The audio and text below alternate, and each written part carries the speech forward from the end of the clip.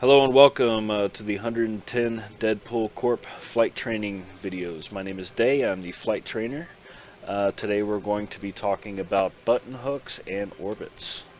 Uh, a button hook is a hard skid attack using strafe and yaw to keep the target in front of you as you circle around them. It's a great maneuver. It uses a hard skid attack, so keep that in mind. Whenever you use a skid attack, you want to yaw into the target pretty heavily so you can get that initial momentum to get that first circle strafe around them. They are used quite frequently to move into an orbit around a target. As you can see, after I performed the initial button hook, we began to orbit each other in a circular orbit. Now an orbit is basically where it's if for the guys that don't know, it's like what the satellites do. They orbit around the Earth. So an orbit uses the thrusters and strafe to circle around the target. You also want to use a little bit of yaw to try and keep that target in front of you as much as possible. But it does require the thrusters. Now thrusters act as gravity. If you were a satellite moving around the Earth, the gravity of the Earth actually keeps the satellite moving in a circular motion around the Earth, while the speed of the satellite is continuously propelling it around the Earth. So that's basically what you're doing. You're using the thrusters to kind of have that gravity effect to stay moving towards the target, but you're using your strafe as your speed to continuously move around the target to actually create the orbit itself. And here I demonstrate the orbit and add a small amount of roll with my ship to change my flight path. I can't stress this enough how important it is to add this whenever you are orbiting a target. This changes your flight path, so whenever you add a little bit of roll like you see how I'm doing in this video, it's changing your flight path. We've covered before in videos how changing the flight path is extremely important to throw off aim. And I'm using also a little bit of a heavier roll here to avoid fire if he is firing at me.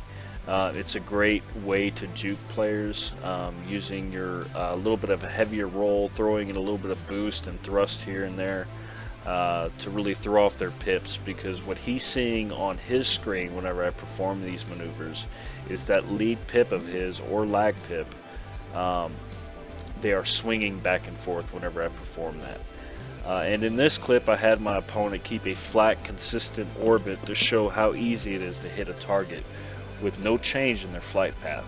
And you see he's just keeping a flat orbit, he's just orbiting around me, I'm orbiting around him. I am also keeping a flat orbit to kind of demonstrate how really bad of an idea this is. So it's not the best idea just to keep such a flat orbit. You always want to add a little bit of a rotation, add a little bit of a roll to change that flight path. It's not a good idea to stay flat like that. Just, you're an easy target. You're a sitting duck for anybody to come in at pretty much any angle to hit you. So keep that in mind. You always want to add a little bit of roll into your orbits, so you're not as flat. But just kind of continue here. I'm adding a little bit of roll here, and you see it's kind of changing my direction. I could have changed my strafe right there as I rolled back 180 degrees and started strafing in a different path, which would have thrown off his pips a little bit. But I am adding a very slight roll. To a lot of people that see this, it doesn't look like I'm really moving much. I'm not really changing my flight path, but the pips are bouncing a little bit whenever I perform that. And you'll see it here in a little bit, because I asked MPI to go ahead and perform a small little bit of roll to simulate what he's seeing on me, so I can see it on him, so you guys can kind of get both pictures of it. Well, that's pretty much it. Just adding a little bit of roll to change your flight path. In this next little bit that you see him there spinning his ship a little bit, but here it is. I have MPI He is now demonstrating a slight roll and a strafe, and you can kind of see how his pips, how my pips on this ship, my lead pips, are actually swinging a little bit. You'd be surprised on how much that can throw off your aim. You'd also be surprised whenever we start to talk about how when you have a projectile velocity that's moving at 1600 meters a second and you are 1600 meters away, it takes a second for that projectile to actually hit the target.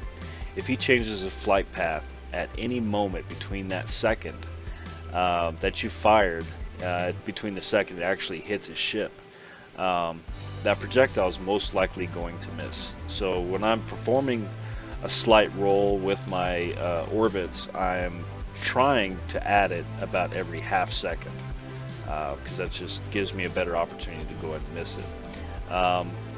And here I decide to end the orbit and boom in on my target. You always want to stay unpredictable. You don't want to keep doing the same thing. You don't want to stay in orbit for a long period of time, because it makes it easy for that target to kind of guess and kind of zoom in and start getting hits on you. So you always want to change maneuvers and change what you're doing to stay unpredictable. A lot of people, they tend to get into orbits for a long period of time, and they're just easy kills from, you know, people coming from above or below or on the side, and you know, allows people to go ahead and mash up on you, because it's no fun staying in an orbit that you know, each of you are having a hard time killing. Most people do know that they need to add a little bit of roll into their orbits to go and throw off aim, so it does become a little bit hard to get kills on each other in some instances. Here I demonstrate a skid attack into a backward strafe, and I go from a backward strafe into an arcing zoom, which is, we covered that in a previous video. And then I go ahead and boom back in. So I'm changing my flight path, I'm changing maneuvers,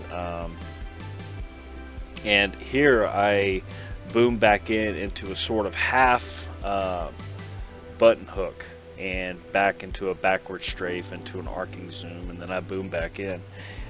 All the while I'm keeping the target in front of me, so when the target's in front of me, I'm going to be shooting back at him. So I'm going to be getting hits on him, and he's expecting me to go ahead and turn around instantly and fly towards him, and I'm not. I'm actually flying backwards, so it's a great maneuver.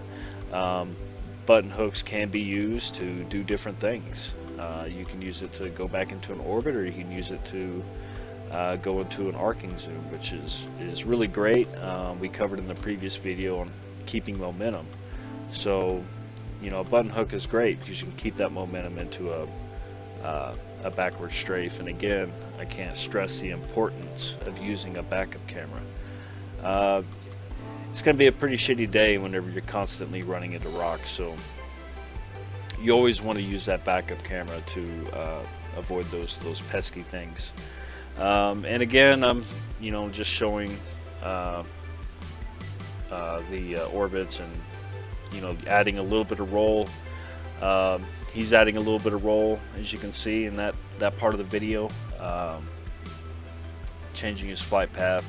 It's just really important to never keep the same flight path.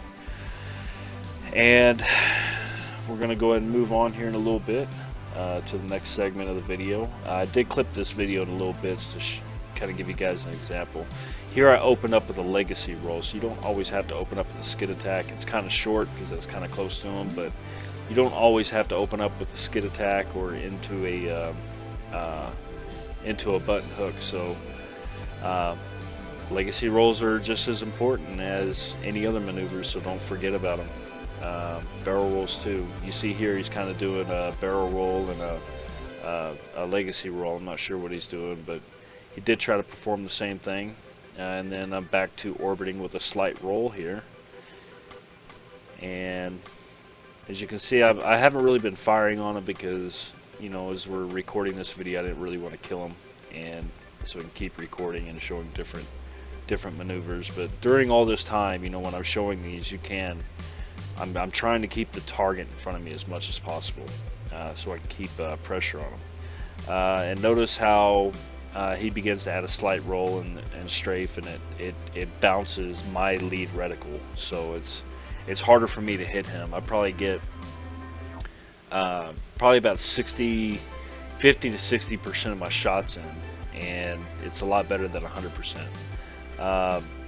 And here we're going to demonstrate a mock dogfight. So we're actually fighting right now, and I'm going to show you guys how I use different maneuvers in the actual dogfight itself. I'm going to bank into my turn right here, and that'll get me on his 6. You see there he's kind of still turning around. I'm still banking into my turn, so I'm taking sharper turns, but the little bit of roll into it also keeps you from blacking out. And then I move into a skid attack into an arcing zoom. So I'm using my backup camera there. You see, I'm not really hitting him because he's kind of far away, and I don't want to overheat my guns there. But when you get into a CPA, you want to have your CPA is about 8 to 400 meters away. That's your best chance to start lighting up a target. You always want to be as close as you can. I use a barrel roll here to avoid some fire. Again, using every maneuver at my disposal as much as possible. And then back into, I'm using an orbit, and I'm juking him with heavier rolls. So also using boost. I lose him here for a little bit, but I soon get track of him. And I'm going to bank into my turn right here, turn around on his 6 again while he's still trying to get turned around and get focused up on me.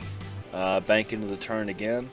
As again, I'm spinning my ship a little bit using strafe to throw off his aim. I'm going to take a little bit of G's here, and I'm going to use an aileron roll to help recover a lot faster from a blackout. I don't think we covered that in previous videos, but yes, you can do that. And I'm back to orbiting with a slight roll while adding in a few heavy rolls as a juke. And we continue the dogfight. He got a few hits on me here, but again, maneuvers, if I can keep him from, you know, getting 40% of his hits on me, it's successful. It's better than 100%. So that's the point of these maneuvers, is that's your first line of defense, not your last line of defense, as we talked about before. Back to backward strafing and arcing zoom. Again, it's a great maneuver. It really throws him off. He doesn't know what I'm doing. I'm staying unpredictable. You know, he's probably thinking, you know, what the heck, this guy's doing circles around me, and in fact I am. Changing my strafe patterns to throw off his aim. This is also pretty important. Instead, you don't have to strafe to the right all the time or left all the time. You know, you can do either or. I don't recommend strafing up or down, because whenever you do that, you do tend to show your belly. So if you do strafe up or down, try to keep pointed at them directly, so you're not really showing a whole lot of the larger surface on your ship. That's just an easy target, so keep that in mind. And again, I'm consistently changing my my flight path. It's kind of hard to see in the video, but I'm not just rotating my ship at sharp degrees. I'm strafing when I do that, and I'm using boost at the same time. So to him, you know, it looks like, okay, I'm moving in one direction, and then boom, I'm moving in 90 degrees in another direction, or you know, 30 degrees in another direction, or whatever. But I'm trying to really throw off his aim right here, and be unpredictable. That's the main key. If you are doing the same thing over and over, you can be easily caught and you know, nailed and then killed, and that's no fun for you. So be unpredictable. Use different things. You know, aiming will come in time. Getting good at aiming and hitting people will come in time. I want you guys to learn how to maneuver, how to move your ship before you aim. If you can avoid fire, then you can last longer in a match, and you can last longer in dogfighting, and you know, aim where you can, and eventually you're gonna overcome that. You're gonna be able to hit them with quite a bit more. Anyway, that's it for this video. I appreciate you guys tuning in, and I hope you guys learned something. And as always, you can contact me personally or message me in Discord, and I'll try to answer any questions you have. Hope you guys enjoyed, and we'll see you in the verse.